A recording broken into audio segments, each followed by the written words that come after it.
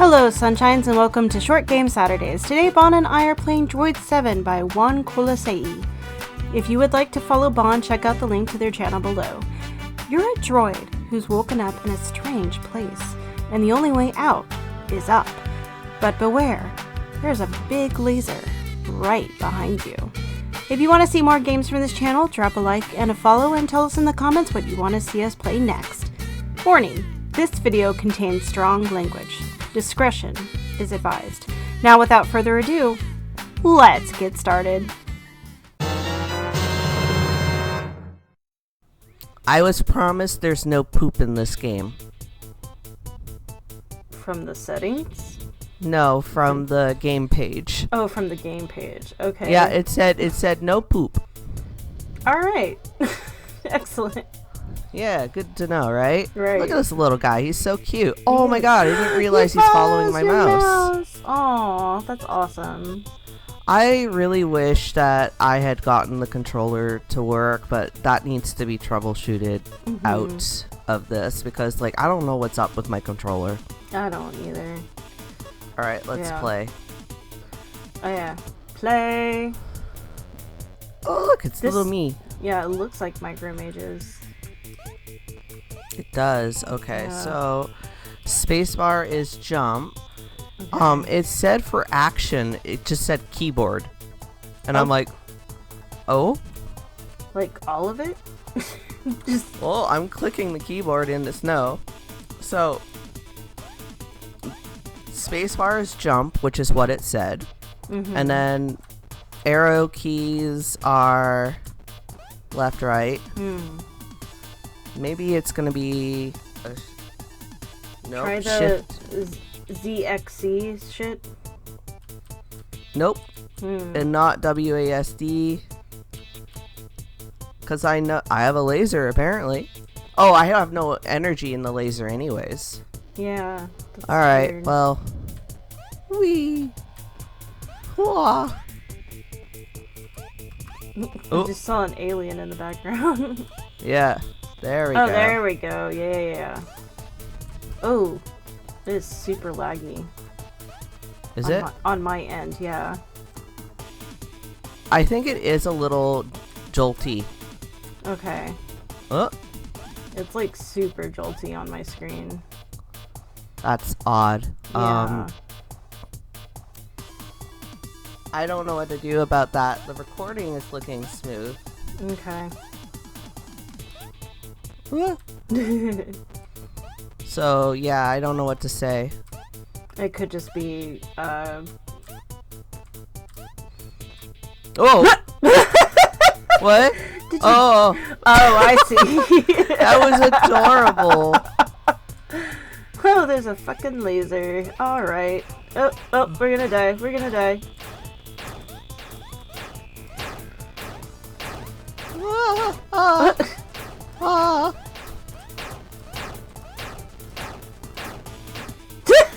I like how it kicks you. That's so oh my adorable. god. The little faces. Yeah. Aww. Okay. I guess, like, once you get a feel for how shit works. Notice that the platforms change too. Yeah. So these ones you can go through.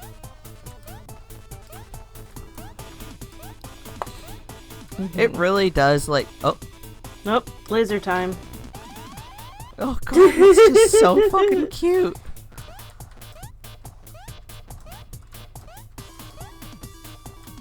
Ah! No! Ah!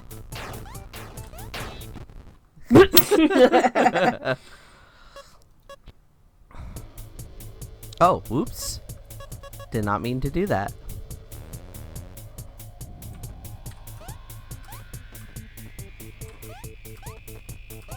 So it has, like, wall jumping. Just like Micro Mages. Right. Oh. Laser time. Nope.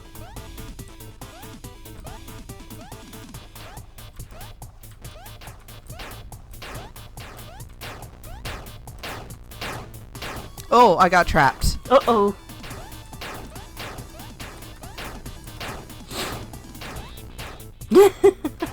I do like that it, like, shoots you upward.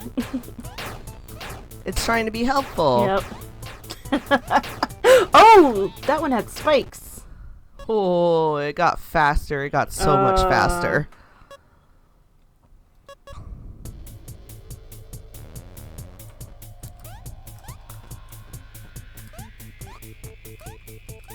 I'm gonna say this is, at least right now, harder than Micro Mages for me. But that said, I was also pretty shitty at Micro Mages at first too. Yeah.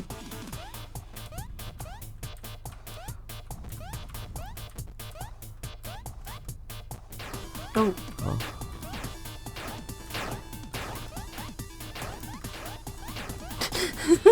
Get up! Get up!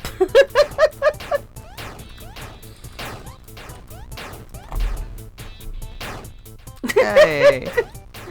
A heart!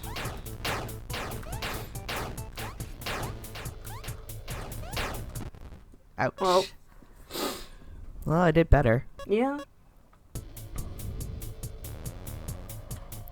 So I will be concentrating a lot. So the bulk of talking will be on you. Yeah.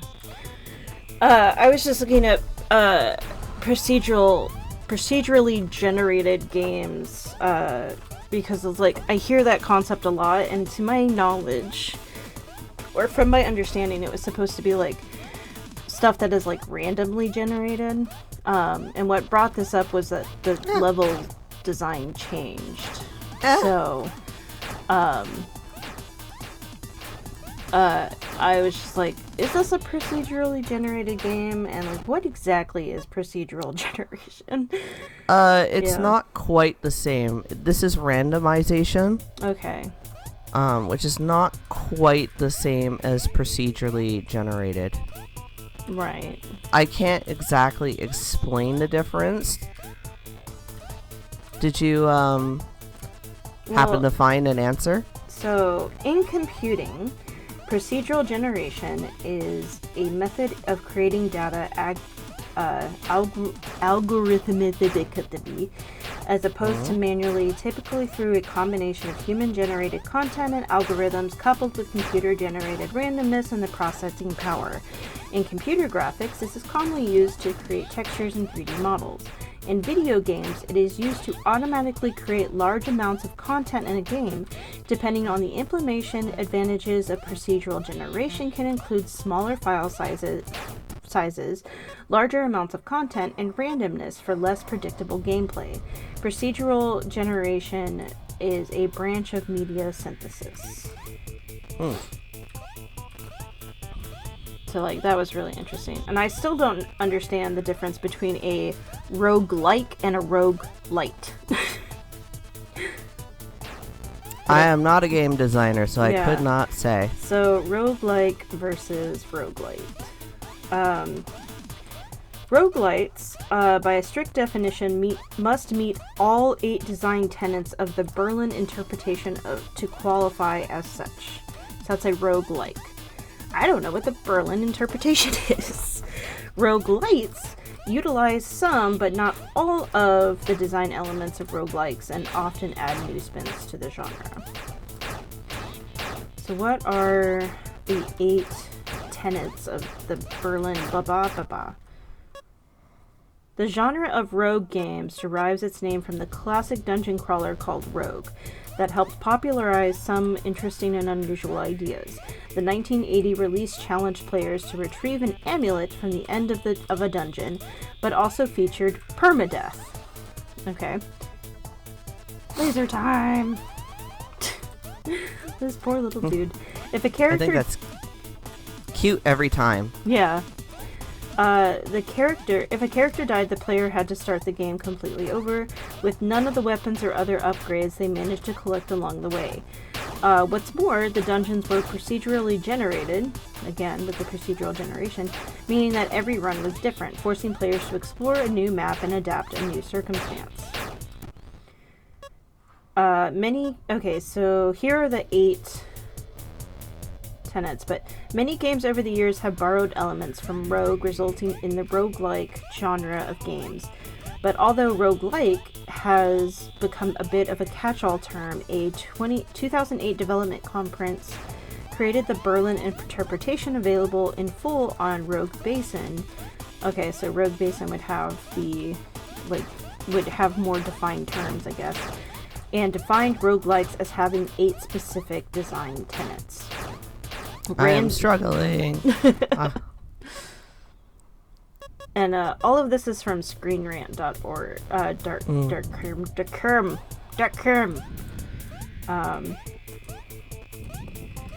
And I'm on my phone because I can't type really well right now. Because I busted my thumb real good. You busted your thumb. Well, technically, you didn't bust your thumb. I put my thumb in a position to get busted. Yes, that would be more accurate. I broke up a dog fight, for those listening. I do mention this on the 5th episode of The Sims with Evie. But I know the reason I have different series is because people are gonna be interested in different things. So, but yeah, please. I broke up a dog fight and had to go to the hospital, and I was there for the entire day. Was the kid with you? No, the kid, I made sure the kid got off to school, and then I went to the ER. Oh, right. I forgot the kid has school. Yeah, the kid had school, and I was just like, I am not dealing with you in a hospital. You're going to school. Yeah, that's fair, honestly. Like, the kid would probably, like, wander around and get lost in someone's room. Yeah, and it's like... Just like, hi, what are you doing? Yeah. It's like, get back here, child. But her parents come back today, so... Nice. Oh, I get... The laser isn't for us. It's the thing. It's how close it is to us. Yeah. Dang. Alright. I figured that out shortly after. I was looking at procedural generation and not paying attention to what was happening on the screen. Yeah. So I was wrong. That about randomization being different. So Yeah. It's just like an element of procedural generation. Yeah. This stuff is like really fascinating. I could probably talk about this on an episode of Info Dumpies. Probably. But I think Violet would do a much better job because Violet is actively a computer wizard. So, yeah. Well.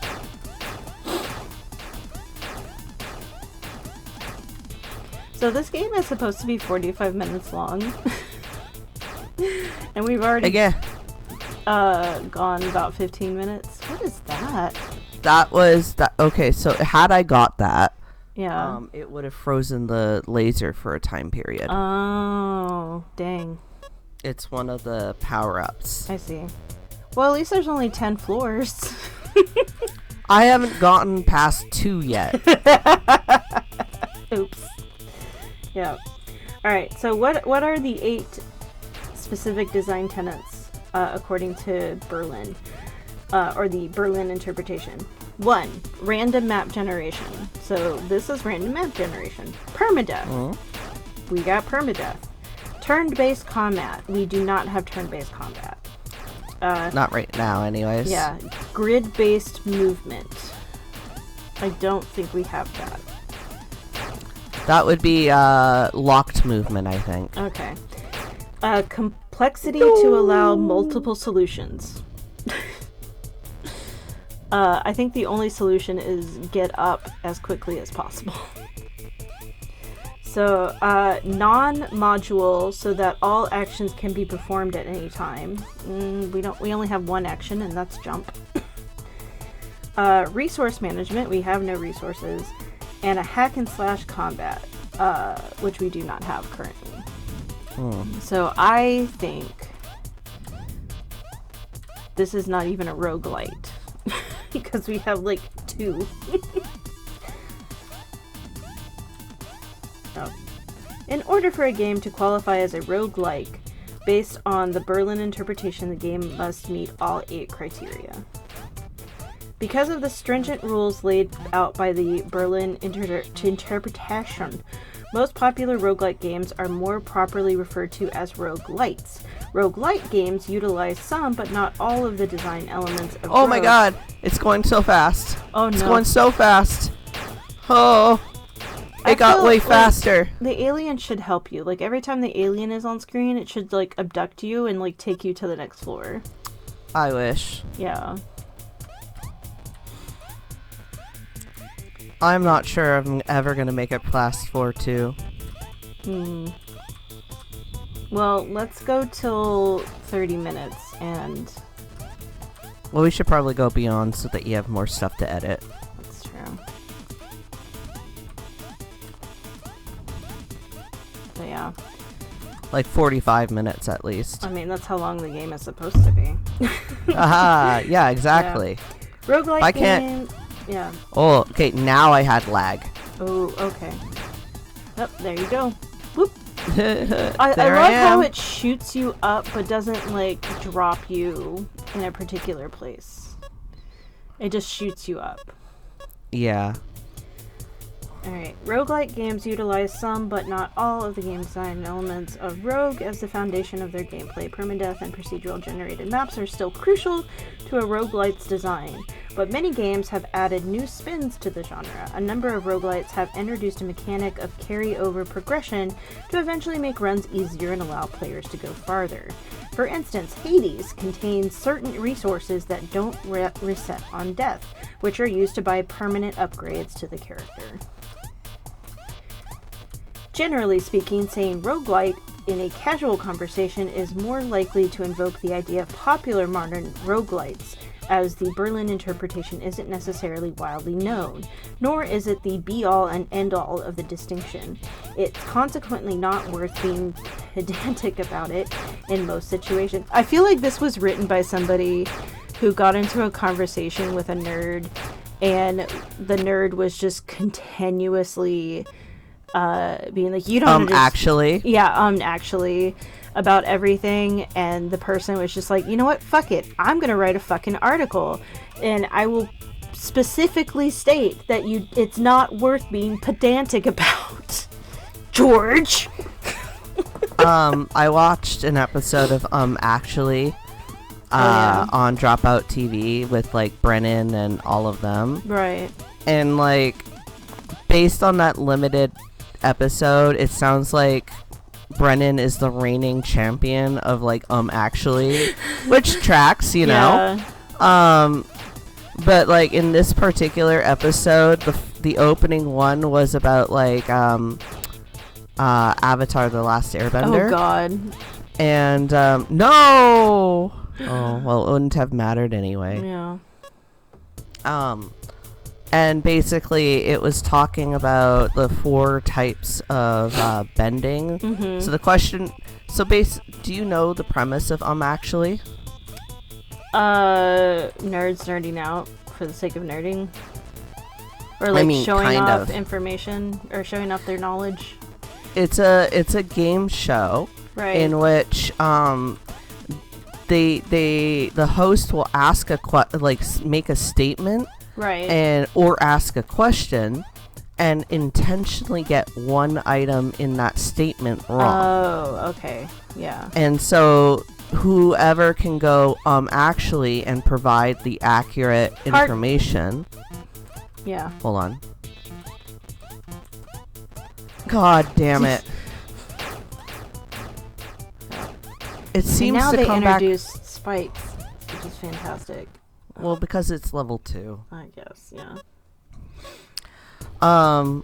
So in the opening statement, it was like, the first question was like, there are 4 types of bending in the Avatar world, and however, there is a 5th type of bending that can be used by Avatar Aang, Korra, and Amon to take away someone's Hold on a Oh. second. Finish what you were saying, Bon. No. Let the child talk. Okay. It looks like flowers dancing. These are two fish. This Okay. is water. These are bubbles. Okay.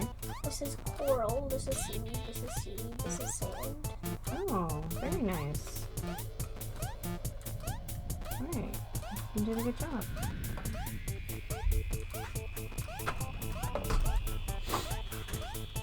Okay. So the fifth bending style could only be used by Aang and Korra. And Amon And is the Amon. statement. Okay. Energy Oh, bending. Okay. Yeah, but Which is Amon- what they...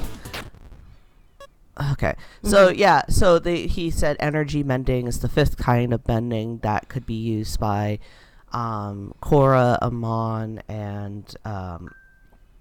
Mm-hmm. And none of them could get it. And I'm sitting there and I knew the instant... I was like, no, Amon used blood bending to take away people's powers. I was about to say, I was about to, cut in. I'm like, no. No.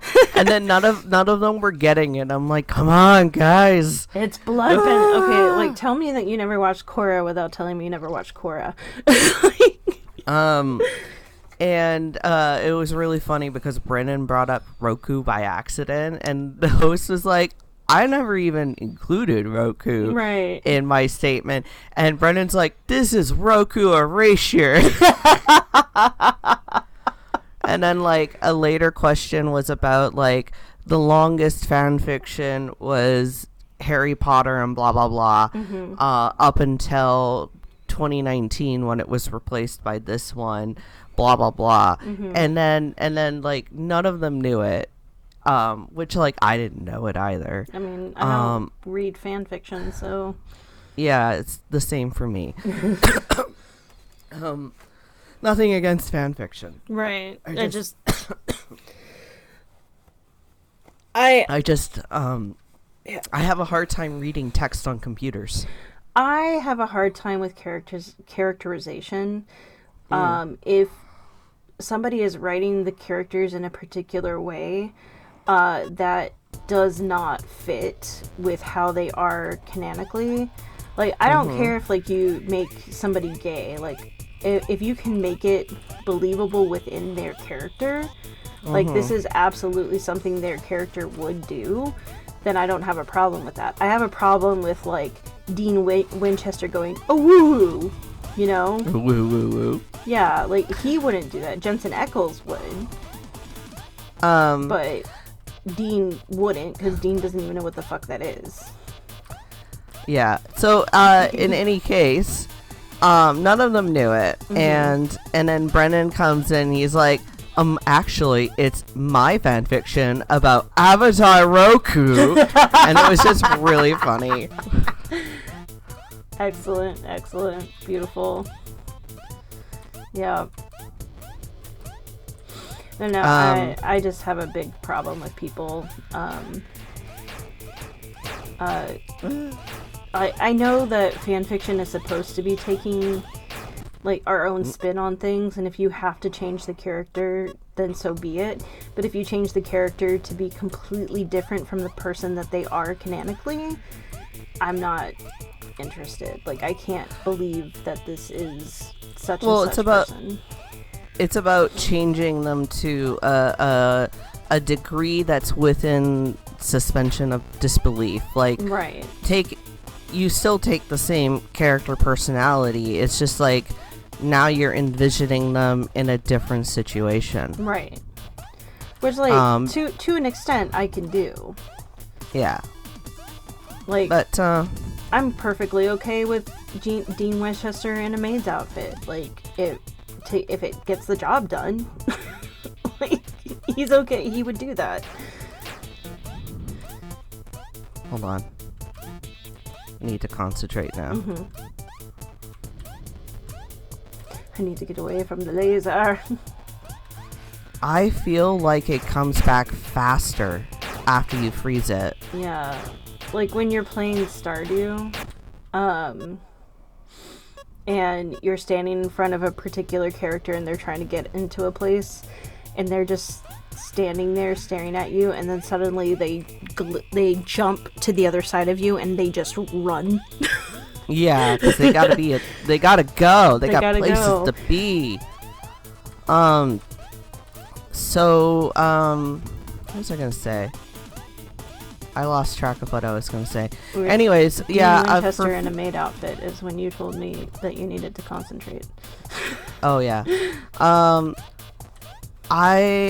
I read fan fiction very rarely, and mostly because it's a friend wrote it. Mm-hmm. Although now it's really only if Ibby writes it, Mm-hmm. which is very rare. Yeah, because Evie's been writing a lot of their own stuff lately. Well, always actually. Yeah.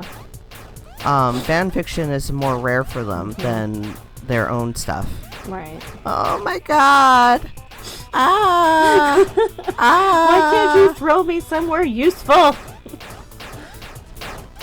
I made it to level 3. I'm so proud of you. But now it looks like there's conveyor belt shit. Yeah. So yeah, in elementary school and early high school I read a ton. Mm-hmm. I don't know if my eyes have just become more sensitive over time to like screen light or something. I'm not sure. But I used to read a ton.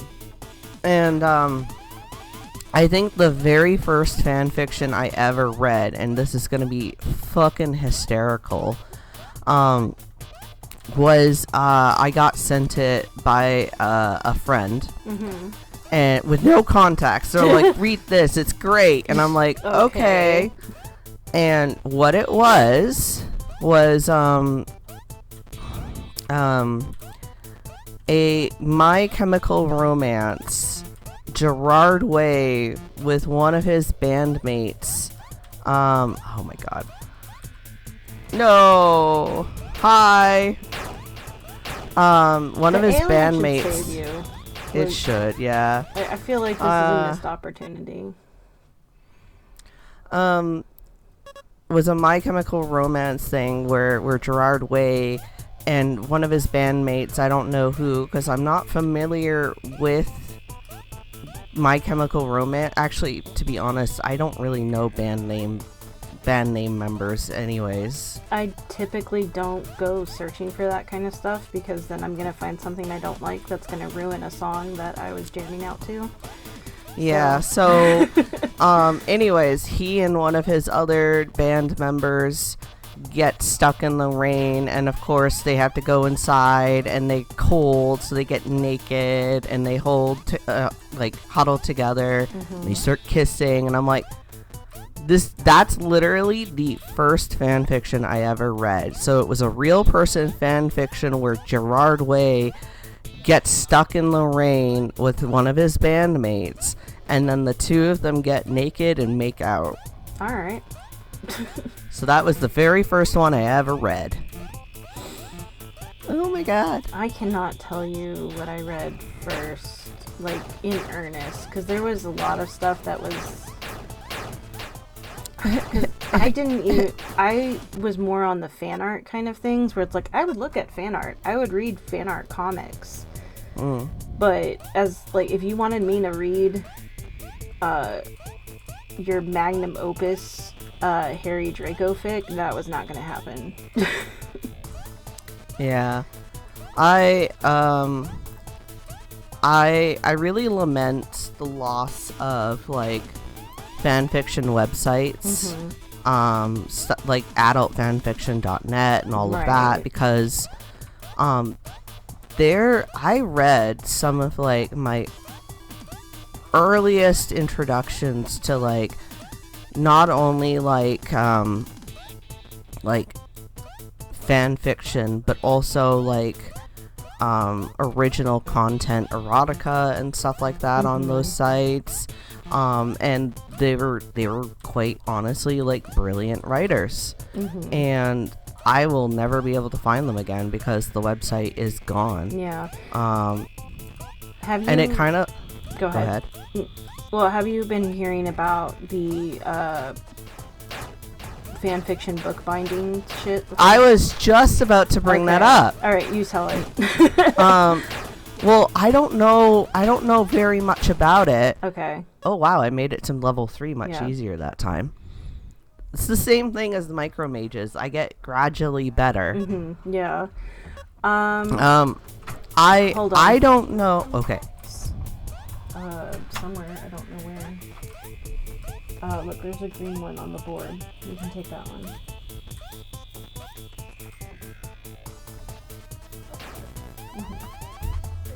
Alright, I'm recording, so be careful when you come in here, okay?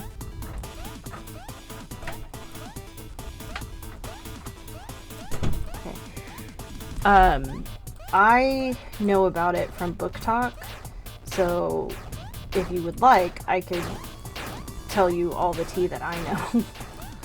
Well, basically the extent of my knowledge is that people have been basically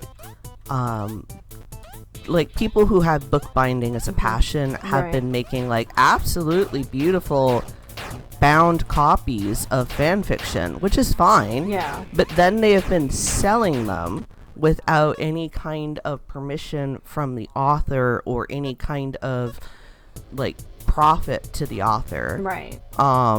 Which is not fine at all. And that's the extent of my knowledge about it. And it's just wild to me that even became a thing to do, like that people would just sell it without consideration to the author. Right. That's the thing I think that's boggling to me, that people didn't even like consider, oh hey, maybe I should, talk to the author about this. So that's my extent. Do you have any more information outside of that? Yeah, okay, so essentially it did start with people who were doing bookbinding as a hobby, and then they were selling stuff, and that kind of dropped off. Like that became less and less. However, there grew like a tiny little community. I wouldn't say it was a community, but just like a group of people who were taking the same concept, and they're not even fans of the work themselves. They're not fans of the work, they're not fans of the author. They just saw an opportunity and they took it. And so they've been binding those books and selling them on like Etsy and stuff. That's gross. The fact that they're doing this could get the author of that work in so much fucking trouble with the IP. Because it is essentially fan art. Fan art and fan fiction are copyrighted things. Are about copyrighted characters. Places. Yeah, you have to be really careful when you're selling content for that. And they're a little more lenient when it comes to like I'm fucked. All because I tried to get that heart. Yeah. They're a little bit more lenient towards fan art. Yeah. They are way stricter when it comes to writing. And I think that has to do with Anne Rice. Our favorite crazy author. The crazy vampire erotica lady who turned to Jesus for a very short time and then went back to vampires because it made her more money. And then vampires, but they don't fuck, you see. Yeah. Which honestly, I think that's all about orgasm denial than anything. But, never mind. That's not what we're talking about right now. Anyways, it ties back to her, I think, and just like how much she was suing writers for writing fan fiction. Just the whole cease and desist.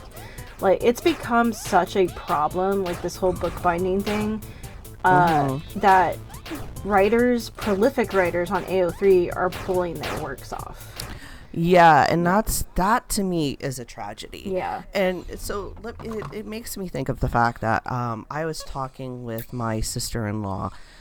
She's an archivist, and we were talking about how like the newest form of lost media that's coming up is the internet, are these websites Right. where they're going down because excuse me, the servers are dying, they're not being maintained, all of that stuff. And she was talking to me about how she has a friend who has, ever since high school, actually elementary school, printed out every beloved fan fiction she has ever read.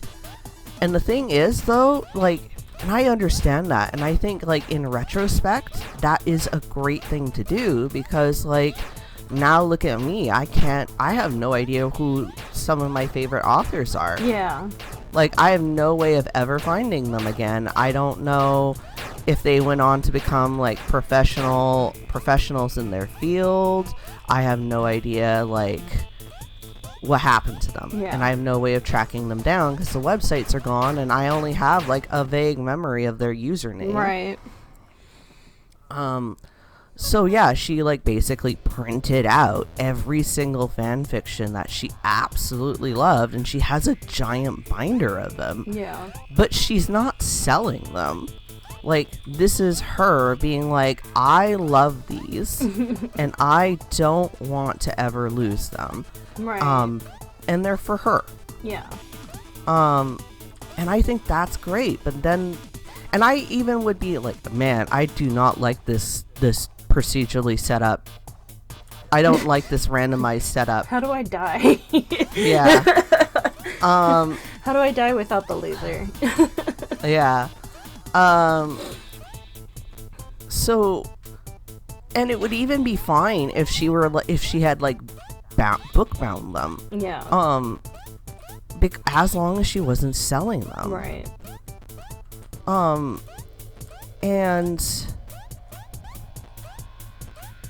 But that's not this. And I think it's just it's really disgusting to me that people would be inconsiderate of other people's work. And I think part of it too is they don't think about it, because there was also a growing trend of people I'm just gonna whatever, I'm done. Just take me now.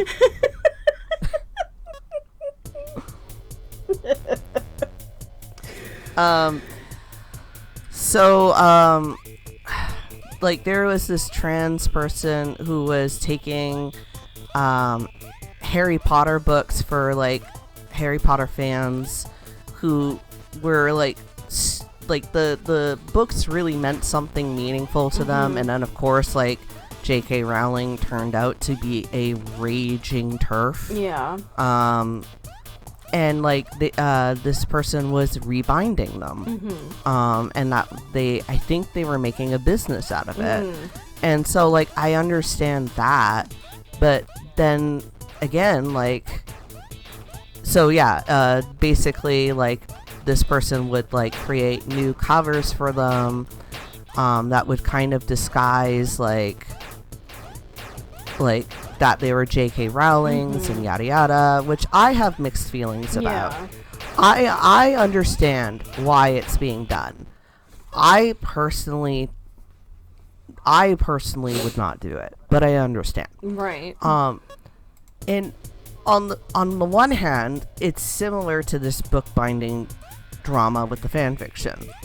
However, it differs in that this is J.K. Rowling, who is established professionally and globally and super fucking rich, and it's her own IP. Right. Also, fuck her. Yeah. Yeah. She So doesn't need any more money. whereas these are often small authors. Yeah. And they could get in trouble if there's too many eyes on it. Right. Because all of those things. The person that's selling the stuff isn't the one that's going to be in the most trouble. The person who's going to get sued more often than not is going to be the author. Yeah. And so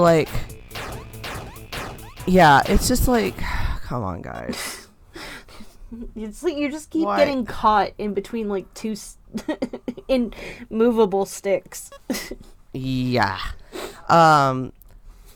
It's just like, I don't know. I hate the lack of consideration. Right. That's the disgusting part to me. And I know that, like, there have been some authors who have been like, like, if you just reached out to the author, I bet they would be, like, super duper, like, stoked to do a cool collab like this. And I'm like, I mean, yeah, some.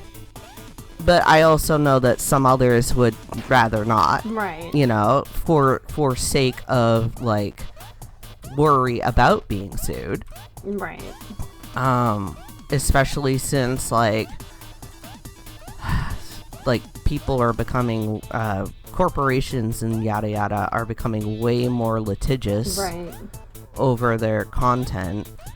Which is so, to me it's stupid because, like, these people make millions and millions of dollars. Well, the thing is like, they want to control the output. Like Disney, for example. Like, they don't want people to make content on their behalf because, like, it's gonna be sexy time content and they just can't have that. This is a children's IP. Well, no, it's more than that, because a lot of the time they want to be able to control the output, the flow. Right. Because, like, it's like this new thing where all of these corporations are fucking doing like millions of hours of work into creating something only to never release it and write it off as a tax write-off. Yeah. Like, that's their new big thing. And it's awful. And so, for example, an emulator got recently shut down by Nintendo, because Nintendo was suing over this emulator, basically like, oh, they're stealing our work. And the whole reason the emulator even came into Nintendo's attention was because people were specifically saying, we're using this emulator to pirate Nintendo shit. Yeah. Piracy, huzzah. And it's like, yeah, you know what, guys? Like, absolutely pirate the shit about it, but don't draw attention. Yeah, that's why, like, in my I'm currently streaming Pokemon Blue on my Twitch channel, and I don't even have it linked. I just, in my description, have it set to all it says is I'm using an emulator. I'm not mentioning which emulator I'm using, but that's a lot of it. That's kind of twofold, where it's like, one, I want to protect the emulator, but two, if it turns out that this emulator is like a Trojan horse and it wipes my computer, I don't want that to happen to somebody else. Yeah. So, like, and that's another, like, one of the biggest problems with, like, this bookbinding thing is, like, you're now drawing attention to this author who wrote the fan fiction that could potentially put them in danger that they didn't consent to. Right. And it's like, cool, guys, you ruined a good thing for everyone.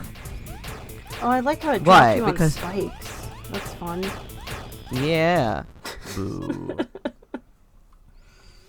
Yeah. Well, anyways, we are at 44 minutes, so well, on my end it's 45, but we started Audacity like a minute or two later.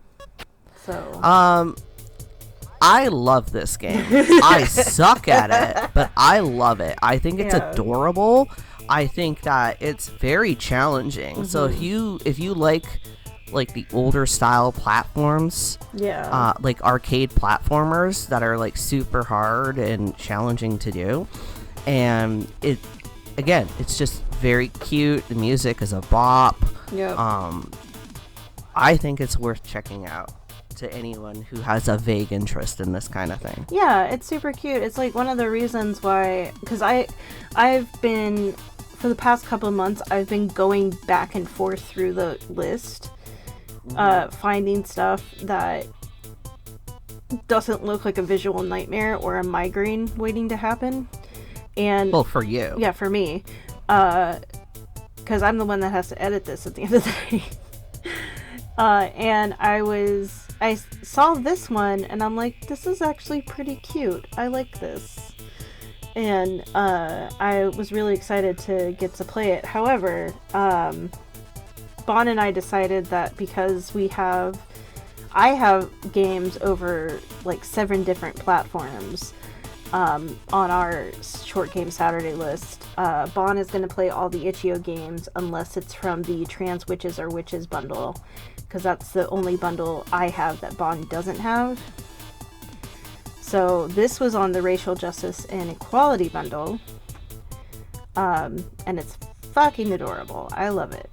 And yeah, I like watching Bann play this because I would have given up long before 45 minutes. So hey, I'm proud I managed to get to floor 3. you did multiple times.